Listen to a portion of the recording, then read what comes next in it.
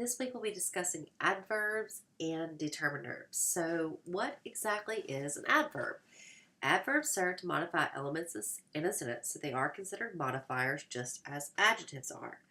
But unlike adjectives, which only modify nouns or pronouns, adverbs modify verbs, adjectives, and other adverbs.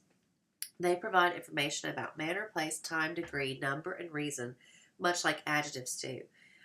So the way you distinguish between an adjective and an adverb is by what word that it is modifying or what entity it is modifying. So adverbs can also be used to affirm, such as yes, or negate, which is no.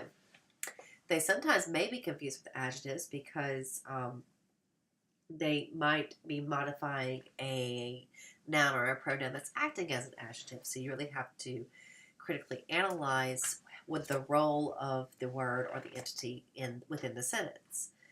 But adverbs are more flexible than adjectives with placement. It can be placed anywhere in the sentence, versus adjectives followed that progression of placement that we discussed last week. There are certain ways you can say adjectives that wouldn't sound right, but with an adverb it can become before the modifier or after the modifier. The modifying adverb can come before the entity it's modifying or after the entity it's modifying. Adverbs are linked to a head word, which is modified by the verb, and adverbs are more difficult to classify because they don't fit into another category. Essentially, these are words that didn't fit anywhere else into the verb, noun, and adjective description. They can frequently be recognized by the suffix ly. However, it is important to note that every word that ends in ly is not an adverb. Again, it depends on whether or not it's modifying a certain entity.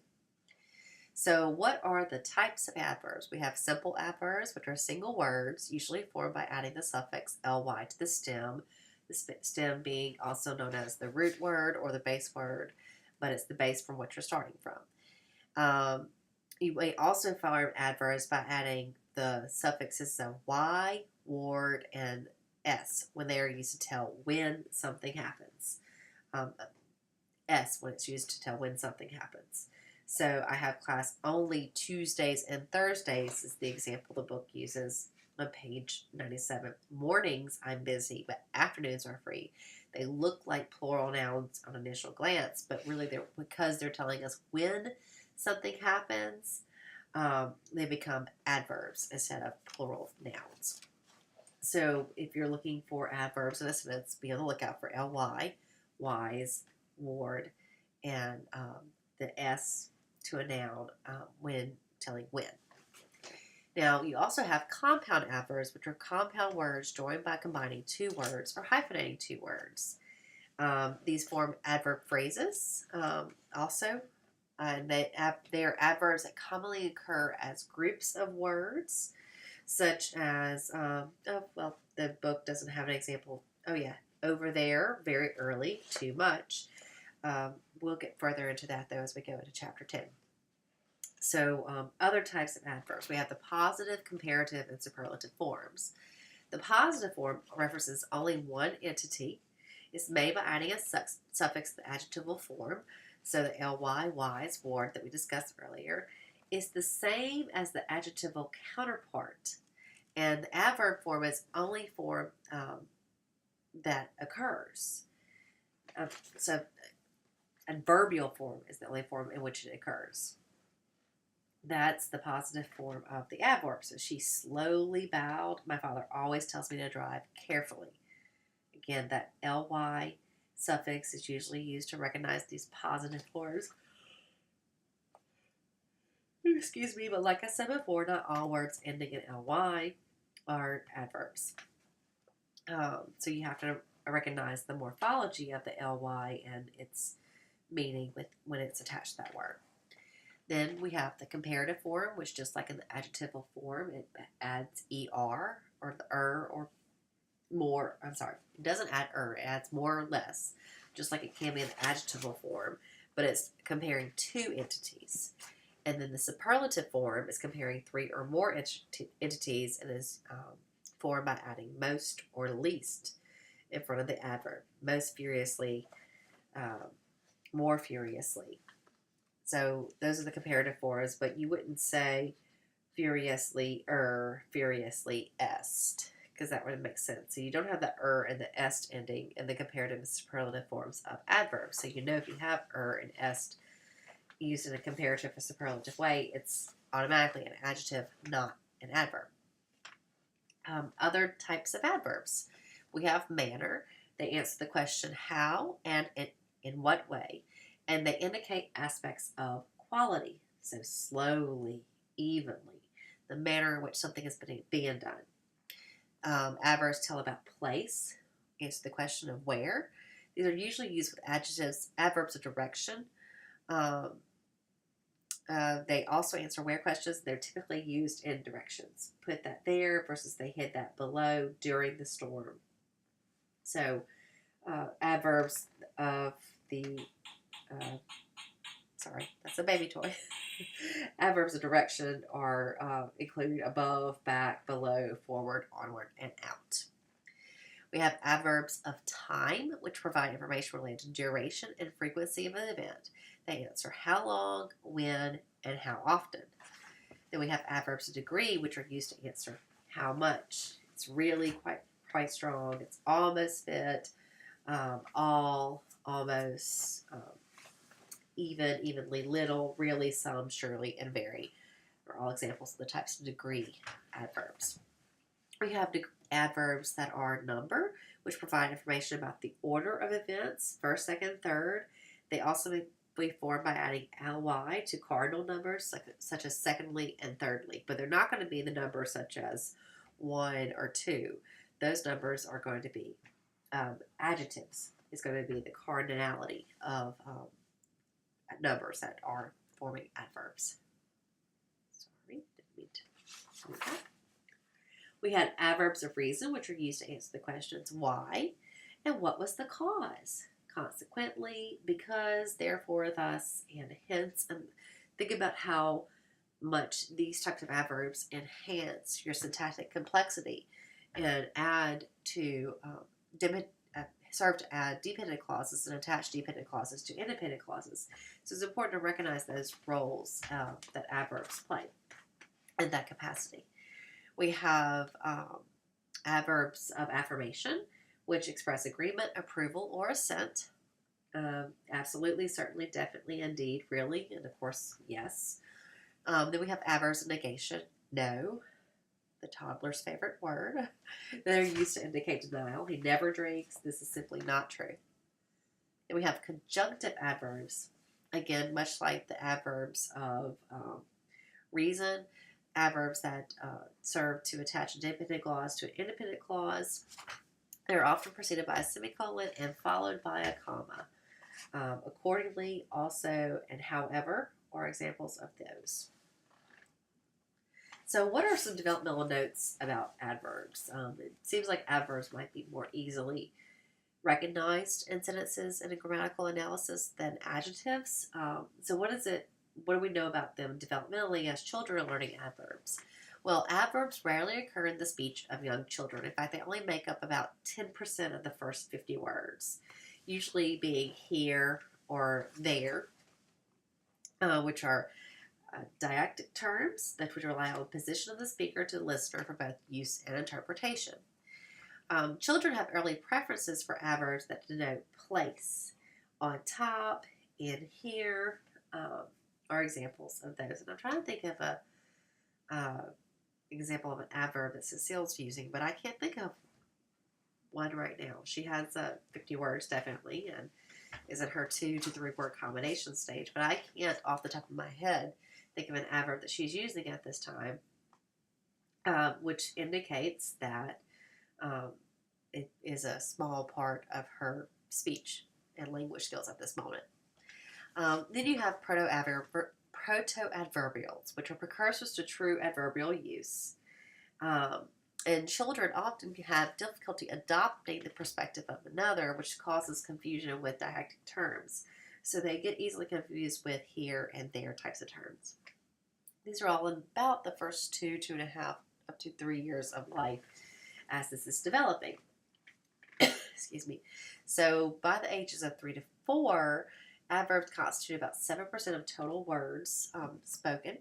And at age 4, children begin to use time markers more frequently and specifically, such as tomorrow and yesterday. But I love hearing children's interpretations of tomorrow and yesterday. I'm trying to remember one that Kennedy used to say, tomorrow day. I think is one that she used to say instead of yesterday. Instead of tomorrow, she would say tomorrow day because it was difficult to transfer that we use day in referring to yesterday, but not in referring to tomorrow. Time was a very difficult concept to develop and learn. And I remember observing that with her when she was about 4 years old and how we had a difficulty conceptualizing the differences between yesterday and tomorrow and the types of substitutions she would make when trying to express those adverbial verbs. Now, understanding of adverbs continues to mature throughout the school years. So I can even see Kennedy's use of adverbs now maturing. Of course, one of the favorite ones is really, really, really, really, really want to do that. So you have those types of adverbs that that express that not manner, but relation to, well, yeah, degree. Adverbs of degree seem to be the most popular of our use right now. They continue to mature throughout the school years. By age 10, children seem to master adverbs of likelihood, such as possibly, definitely, possibly versus probably. I can tell you that Kennedy probably does not distinguish the difference between possibly and probably right now. Children's comprehension of adverbs of magnitude, such as slight, quite, and decidedly, also gradually improved during adolescence. And then their expressive and receptive knowledge of adverbial form and function may not be complete, though, until late adolescence. So, developmentally speaking, adverbs are later to develop than adjectives, nouns, and verbs. And as we see them to develop, they tend to develop more in the school-age child. But it takes all of the school years to really get to a mastery level of adverbial use and expression. So let's move on to determiners, which several chapters have already referred to. What is a determiner? A determiner is, are nouns occurring within noun phrases that are often preceded by at least one determiner. So a determiner is something that is modifying a noun within a noun phrase. They clarify aspects of the noun. So the determiner in this sentence, for instance, is the. Determiners determine the grammatical reality of the noun to which it is attached. They modify nouns but are limited in the modifications they make, and they cannot exist outside of a noun phrase. So if it exists within a verb phrase, forget about it. It is not a determiner. It only exists within those noun phrases. There are several possessives that are able to serve as both pronouns and determiners dependent on their place within the sentence. So if a pronoun is being substituted for a noun as the subject of the sentence, then it's a pronoun. But if it is, if the pronoun is modifying another noun within a noun phrase, then it is a determiner. So the types of determiners. Luckily, in comparison to everything else, we only have these 5 types. So that makes it a little bit simpler. Of course, the most commonly used determiners are the articles a, the, or a, and the. And we know, of course, and is what we use when we're talking about modifying words that start with a vowel, and a are used when modifying words that start with a consonant. So the differences between a and the. A and an are indefinite articles, and the is a definite article. The is used in reference to one specific entity, and the indefinite articles a and used in reference to a non-specific entity. A cat is stalking the birds, and orange cat is stalking the birds versus the cat is stalking the birds. By using the word the author or the speaker is making a reference to a known cat. By using the word a or an, that's indicating that the cat is unknown to the listener or the reader. So if you use the word the, that indicates that the the author at some point or the listener has already introduced that concept, and it's known to the speaker of which cat it was referring, or which entity it which is referring. Now moving on to possessives. They are both nouns and pronouns. You have possessive nouns, which can be common and proper nouns. So how do you distinguish between a possessive noun that's a determiner versus a possessive noun that's just standing alone? The example the book gives: students' syntactic analysis skills can improve if they read this book, which is a possessive common noun, uses a determiner because students is modifying syntactic.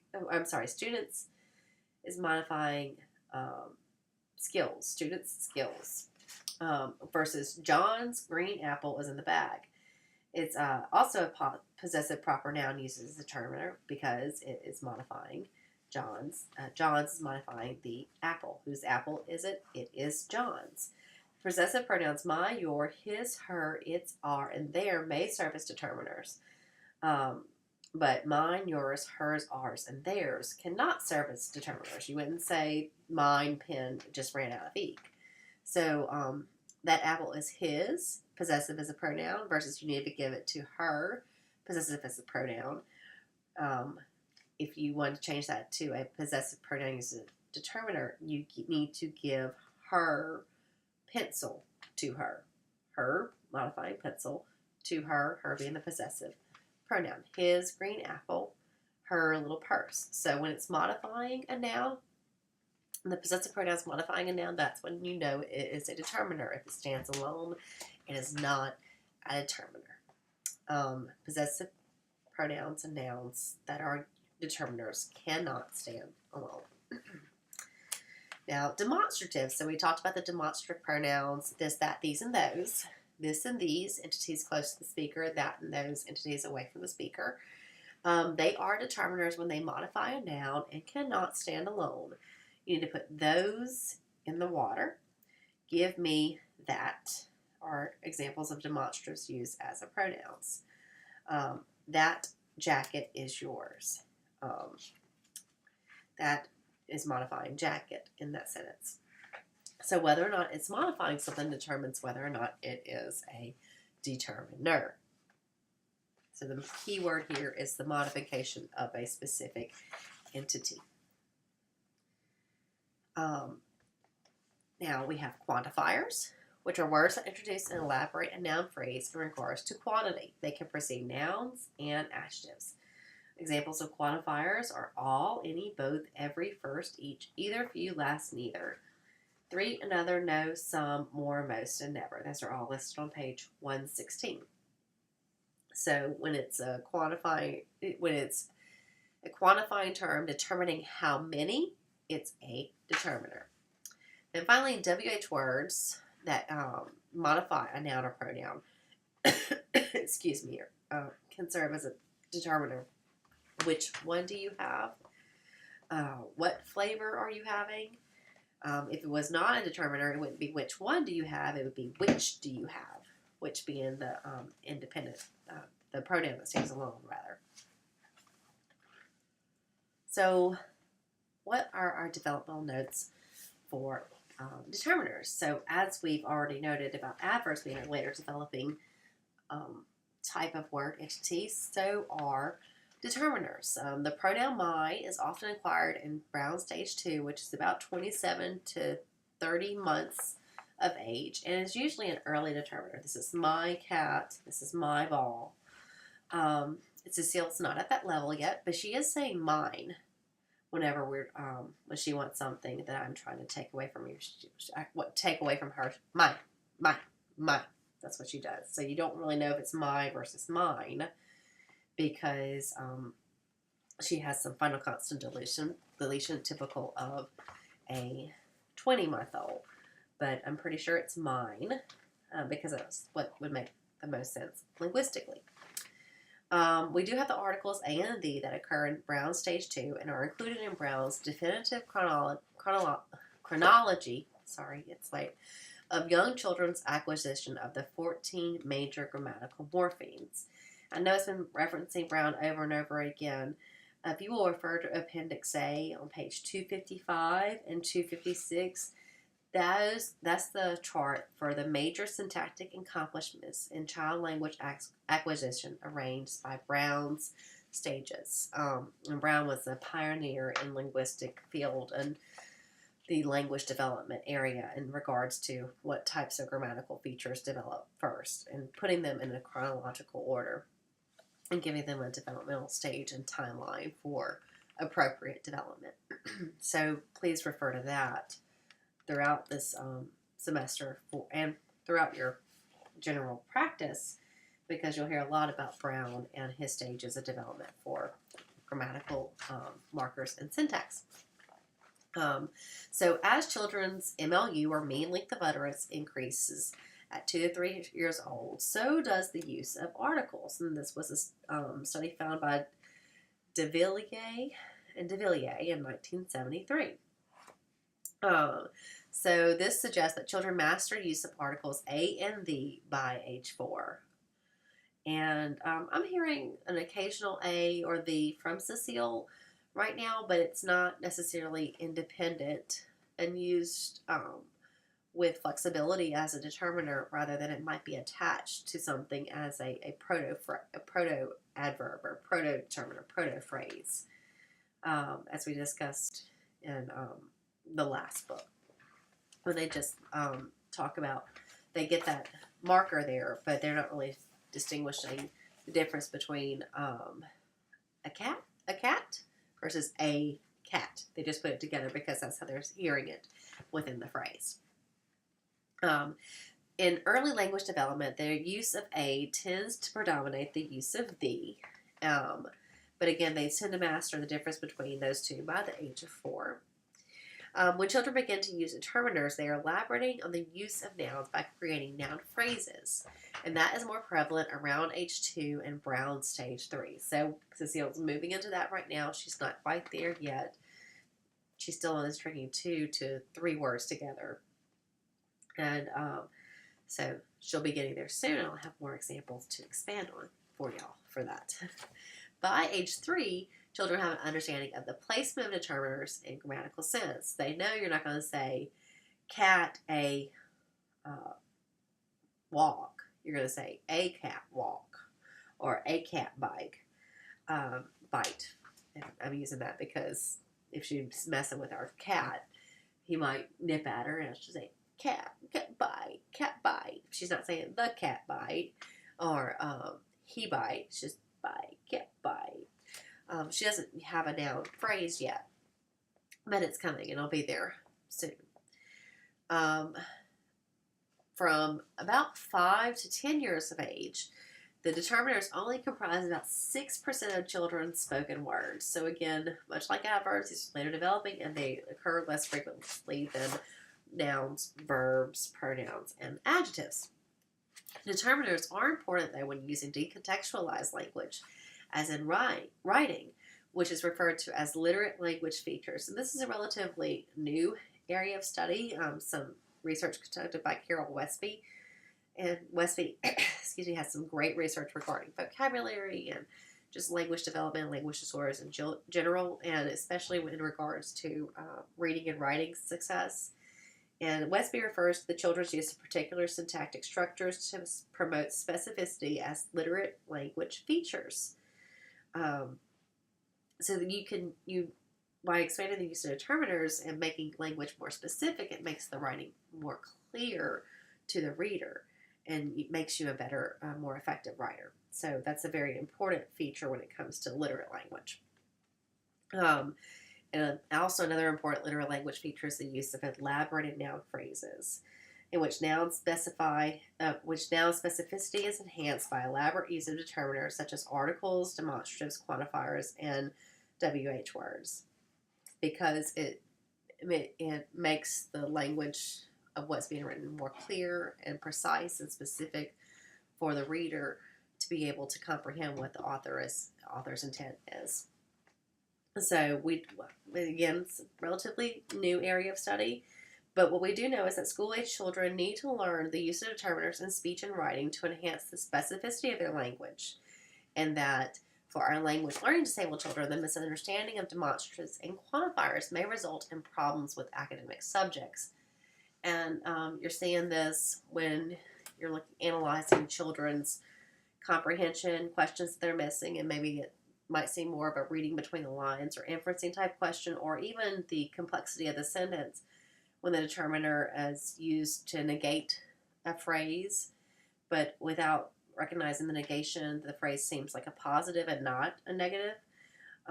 So you need to be able to critically analyze the types of phrases and questions and statements and sentences that children are having difficulty with, so you know how to address those weaknesses and expand their knowledge of general language